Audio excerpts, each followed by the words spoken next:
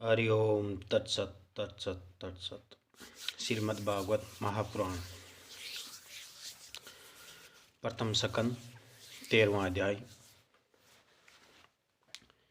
विषय विदुर जी के उपदेश से धृतराष्ट्र और गंधारी का वन में जाना और तपस्या करना।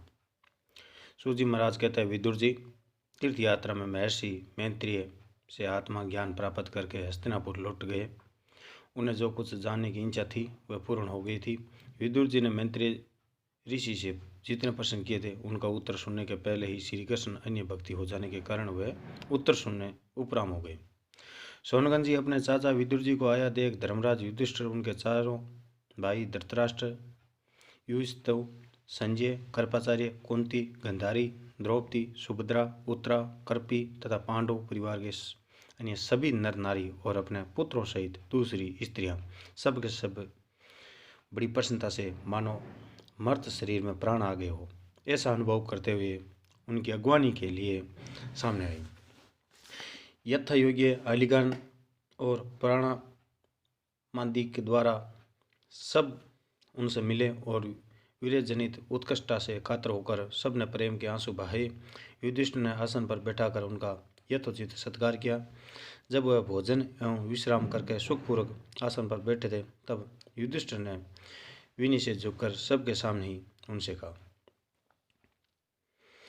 युधिष्ठिर जी ने कहा, चाचा जी, जैसे पक्षी अपने अंडों को पंखों की छाया के नीचे रखकर उन्हें सेते और बढ़ाते हैं, वैसे ही आपने अत्यंत वात्सल्य से अपने कर कमलों की छत्र छाया से हम लोगों को पाला पोसा है। बार बार आपने हमें और हमारी माता को विषदान, लाक्षागृह, दाह आदि विपत्तियों से बचाया है। क्या आप कभी हम लोगों की भी याद करते हैं? आपने पृथ्वी पर विचरण करते समय किस वृत्ति से जीवन निर्माण किया? आपने पृथ्वी तल पर किन किन तीर्थों और मुख्य क्षेत्रों का सेवन किया? हे प्रभु, आप जैसे भगवान के प्यारे भगत सभी तीर्थ स्वरूप होते हैं। आप लोग अपने हृदय में विराजमान भगवान के द्वारा तीर्थों को भी महातीर्थ बनाते हुए विचरण करते हैं। चाचा जी, आप तीर्थ यात्रा करते हुए द्वारका भी अवश्य गए होंगे। वहाँ हमारे सुदर्शन एवं भाई बंधु यादव लोग, जिनके एकमात्र आराध्य देव श्री कृष्ण भगवान है, अपनी नगरी में सुख से तो है ना? आपने यदि जाकर देखा नहीं होगा तो सुना तो अवश्य ही होगा। युधिष्ठिर के इस प्रकार पूछने पर विदुर जी ने तीर्थों और यदुवंशियों के संबंध में जो कुछ देखा, सुना और अनुभव किया था वह सब कर्म से बतला दिया, केवल यदुवंश के विनाश की बात नहीं कही। करुणाहृदयन विदुर जी पांडवों को दुखी नहीं देख सकते थे, इसलिए उन्होंने यह अप्रिय एवं सहसा घटना पांडवों को नहीं सुनाई, क्योंकि वह तो सभी ही प्रकट होने वाली थी। पांडव विदुर जी का देवताओं के समान सेवा सत्कार करते थे। वह कुछ दिनों तक अपने बड़े भाई धृतराष्ट्र की कल्याण कामना से सब लोगों को प्रसन्न करते हुए सुखपूर्वक हस्तिनापुर में ही रहे। विदुर जी तो साक्षात धर्मराज थे। पांडु ऋषि के सांप से वह 100 वर्षों के लिए शूद्र बन गए थे। इतने ही दिनों तक यमराज के पद पर अरियमा थे और वही पापियों को उचित दंड देते थे।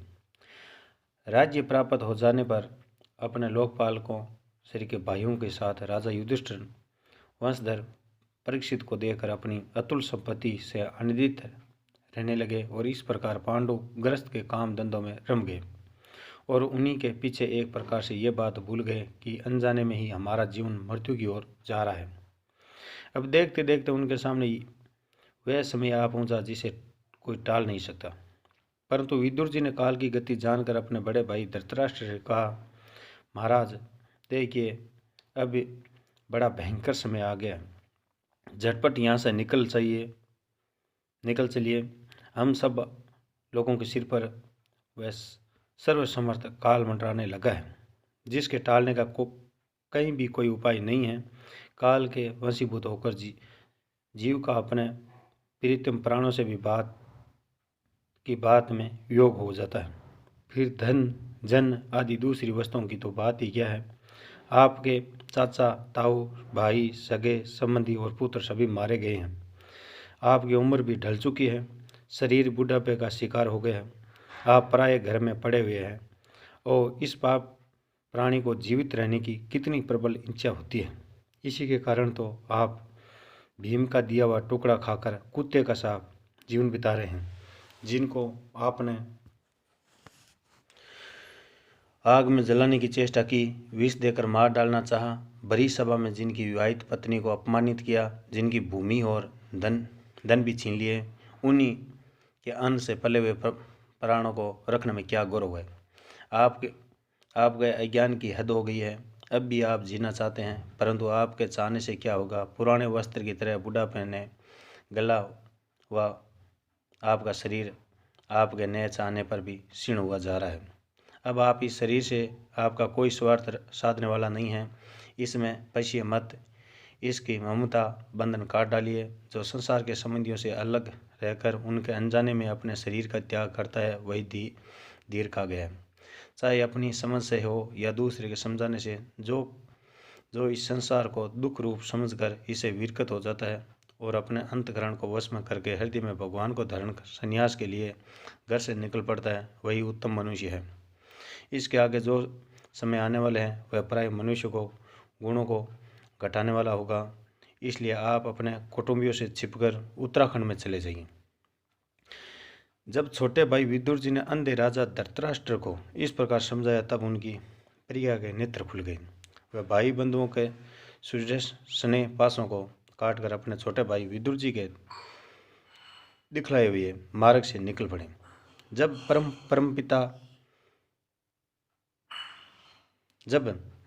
परम पतिव्रता सुबल नंदनी गंधारी ने देखा कि मेरे पतिदेव तो उस हिमालय की यात्रा कर रहे हैं जो सन्यासियों को भी वैसा ही सुख देता है, जैसा वीर पुरुषों को लड़ाई के मैदान में अपने शत्रु के द्वारा किए हुए नियोजित प्रयास से होता है। तो वह भी उनके पीछे पीछे चल पड़ी। अजातशत्रु युधिष्ठिर ने प्रार्थना काल संध्या वंदन तथा अग्निहोत्र करके ब्राह्मणों को नमस्कार किया और उन्हें तिल, गौ, भूमि और स्वर्ण का दान दिया। इसके बाद जब वह गुरुजनों की चरण वंदना के लिए राजमहल में गए, तब उन्हें धृतराष्ट्र, विदुर तथा गंधारी जी के दर्शन नहीं हुए। युधिष्ठिर ने उद्गित होकर वहीं बैठे हुए संजय से पूछा, संजय, मेरे वे वर्ध और नेत्रहीन पिता धृतराष्ट्र कहाँ हैं? पुत्र शोक से पीड़ित दुखिया माता गंधारी और मेरे परम हितैषी चाचा विदुर जी कहाँ चले गए? ताऊ जी अपना पुत्र और बंधु बांधवों के मारे जाने से दुखी तो थे। मैं बड़ा मंदबुद्धि हूँ, कहीं मुझसे किसी अपराध की आशंका करके वे माता गंधारी सहित गंगा जी में तो नहीं कूद गए। जब हमारे पिता पांडु की मृत्यु हो गई थी और हम लोग नन्हे नन्हे बच्चे थे, तब इन्हीं दोनों चाचाओं ने बड़े बड़े दुखों से हमें बचाया था।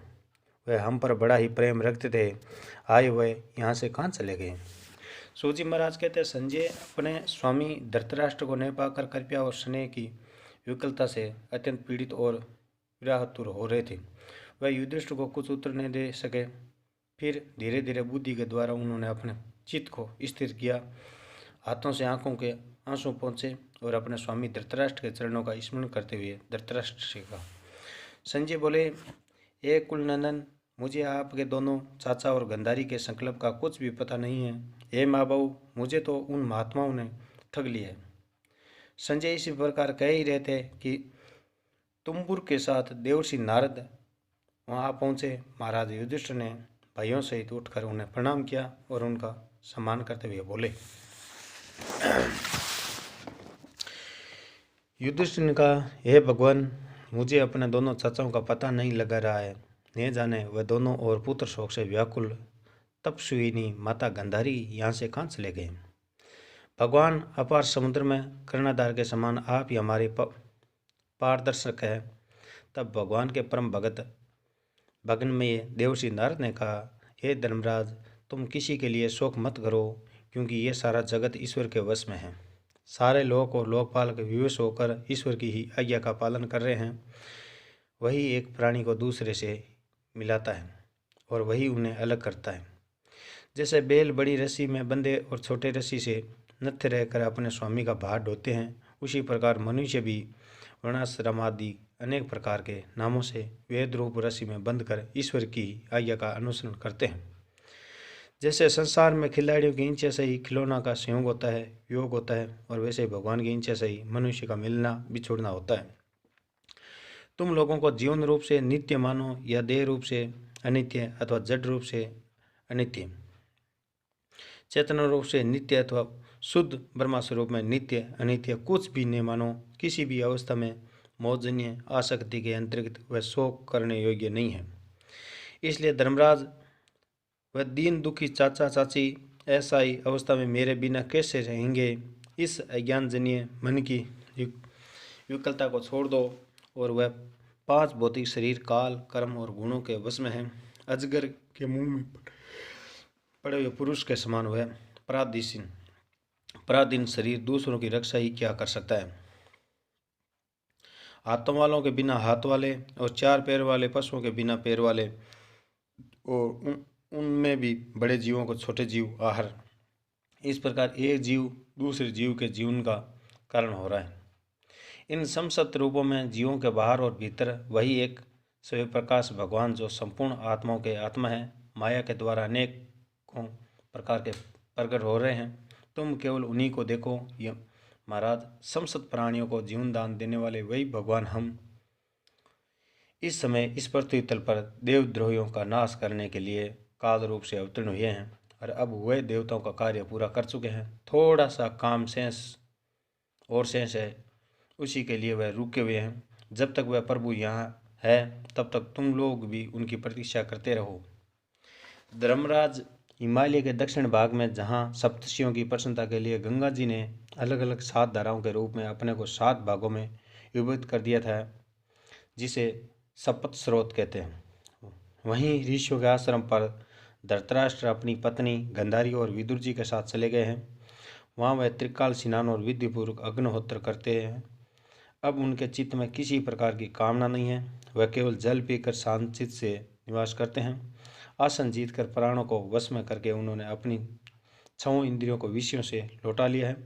भगवान की धारणा से उनके तमोगुण, रजोगुण और सतोगुण के मल नष्ट हो चुके हैं। उन्होंने अहंकार को बुद्धि के साथ जोड़कर क्षत्रिय आत्मा में लीन करके उसे भी महाकाश में घटाकाश के समान स्वादिश ब्रह्म में एक कर दिया है। उन्होंने अपनी समसत इंद्रियां और मन को रोककर समसत विषयों को बाहर से भी लौटा दिया, और माया के गुणों से होने वाले परिणामों को सर्वथा मिटा दिया है। समसत कर्मों का संन्यास करके वह इस समय ठूंठ की तरह स्थित होकर बैठे हैं। तुम उनके मार्ग में विदन रूप मत बनना। धर्मराज, आज से 5वें दिन वह अपने शरीर का परित्याग कर देंगे और वह जलकर भस्म हो जाएंगे। ग्रहपद्यादि अग्नियों के द्वारा पर्णकुंटी के साथ अपने पति के मृतदेह को जलते देकर बाहर खड़ी हुई साध हुई गंधारी भी पति का अनुगमन करती हुई उसी आग में प्रवेश कर जाएगी। धर्मराज, विदुर जी अपने भाई का आचार्य में मोक्ष देकर हर्षित और योग देकर दुखित होते हुए वहाँ से तीर्थ सेवन के लिए चले जाएंगे। देवर्षि नारद यूं कहकर तंबूर के साथ स्वर्ग को चले गए। धर्मराज युधिष्ठिर ने उनके उपदेशों को हृदय में धारण करके शोक त्याग दिया था। हरि ओम तत्सत, हरि ओम तत्सत, हरि ओम तत्सत।